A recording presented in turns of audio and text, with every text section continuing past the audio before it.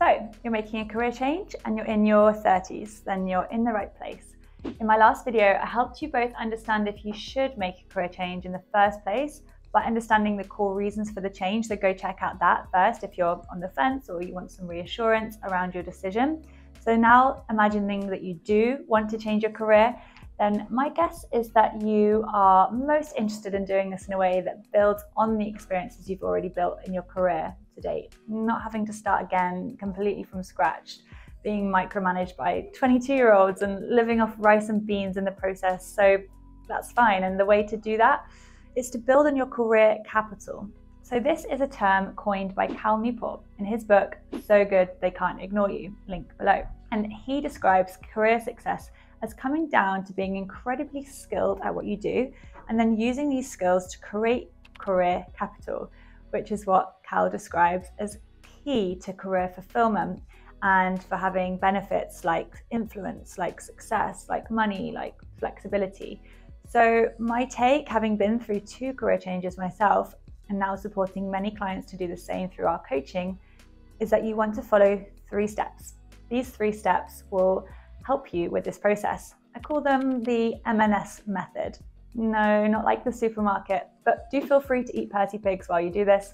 Not sponsored, I just really like Percy Pigs. Sometimes you will get lucky though, and you'll land an incredible career change without doing these steps. But to provide insurance to your move, I would try using at least 2 of these in your career change.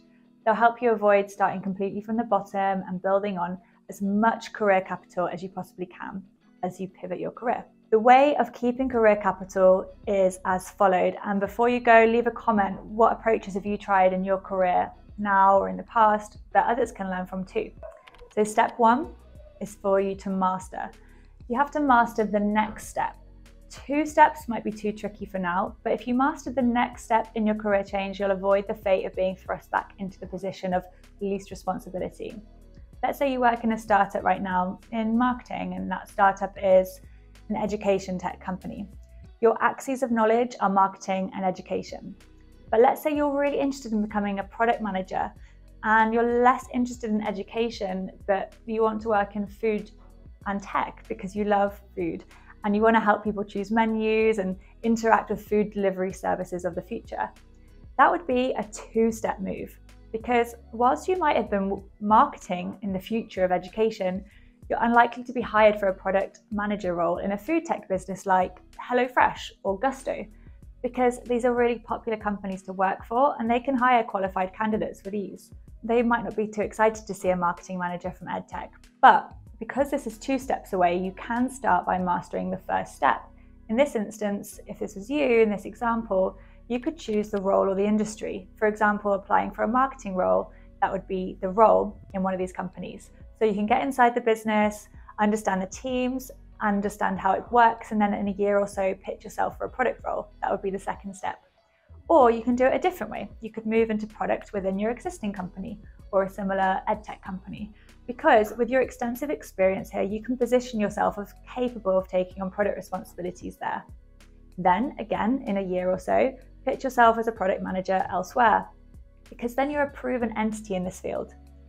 There could be even a step in between these roles, product marketing. This is a role that kind of embeds the 2, and you might be able to land that right away in food tech.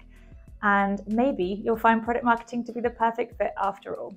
The point of this example, and whatever example works for you, is to create options for yourself and be strategic. This can seem slow, and we live in a world where we want everything instantly, but it's a proven tactic for strategically changing careers without taking a huge drop in salary or responsibilities as you go. So do this now.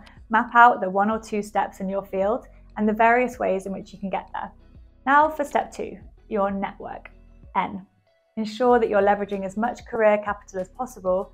You want to be given a helping hand in your career change process by the people who can open doors for you, vouch for you, maybe their previous co-workers, university friends, your neighbours, your sports friends, really anyone who knows you, who could put in a good word for you. And then they'll be handy at this point in your life because you need these people's help. This isn't like a spray or pray tactic where you just ask them for any old job. No, you tell them what you're looking for and why, and ask if they know anybody.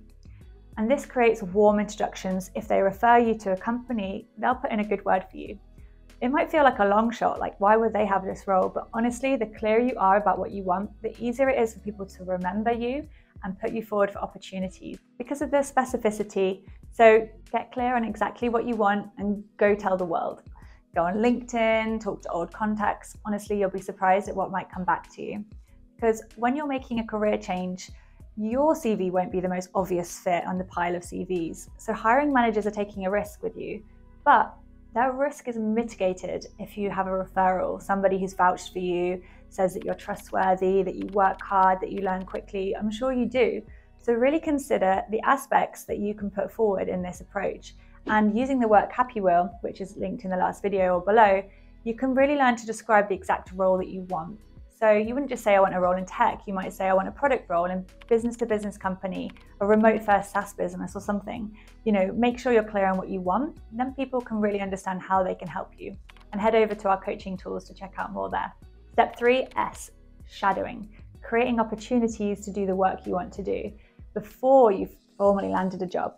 Shadowing in an early career stage is like interning, but in your 30s, you might not be in a position to take on an internship or really want to. So how can you do that? Well, you can work on the side, perhaps evenings or weekends, to first learn how much you truly enjoy this thing first before you go and change your whole career towards it.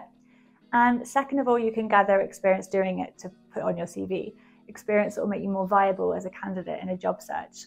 So how do you get this experience? Well, depending on the career change, you could ask a friend or family member to shadow them for a day. You could take up volunteer work. You could start your own project and do your own research, a pop-up or a startup idea. You don't need to be successful in this pursuit itself, just see it as a learning opportunity. Or you can pay for a mentor or support in the career to get hands-on experience.